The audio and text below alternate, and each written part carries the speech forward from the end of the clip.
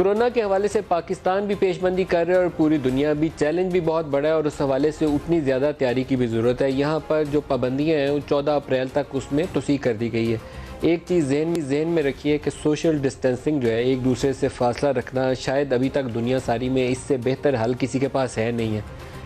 सबसे ज़्यादा यही है कि आप इसका स्प्रेड रोकें जितना मुमकिन है, क्योंकि वैक्सीनेशन इसकी तैयार होने में, वैक्सीन तैयार होने में शायद अभी 6 माह साल तक लग जाएगा, जब तक वो प्रैक्टिकली ऑपरेशनल लेवल के ऊपर उसका इस्तेमाल शुरू हो। अभी तो तैयार होगी, फिर उसकी टेस्टिंग आएगी और एक लंबा सफ़र है। बाज़ अद्वियात के ऊपर तजर्बात हो रहे हैं। जो सबसे एक अहम और बड़ी खबर यह है कि बाज़ ऐसी अद्वियात हैं जो मरीज़ों को दी जाती हैं, जो पॉजिटिव जिनका टेस्ट आता है, और लार्जली 80-85% लोगों को ये मर्ज़ बहुत ज़्यादा परेशान नहीं करेगा। शायद उन्हें हॉस्पिटलाइजेशन की ज़रूरत नहीं पेश आएगी।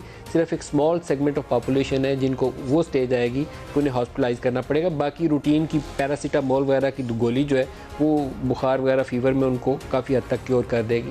कुछ दुनिया में तजर्बात हुए हैं मलेरिया की अद्वियात के हवाले से, और पाकिस्तान में भी न्यू हॉस्पिटल लाहौर ने उसके ऊपर तजर्बात किए हैं। जो अभी तक का रिज़ल्ट है वो बहुत मुस्बत है। कोई 10% ऐसे मरीज़ हैं जो सेहत याब होकर वहाँ से डिस्चार्ज भी हो गए और बाकियों की सूरत हाल बिगड़ी नहीं। तो वो कौन सी दवाई है और उसका क्या असर है? बिल्कुल आम रूटीन की दवाई है, कुनीन की गोलियाँ पूरे पाकिस्तान जानता है, लेकिन डॉक्टर साहब जो इस दवा का तजर्बा कर रहे हैं उन्हीं से पूछते हैं।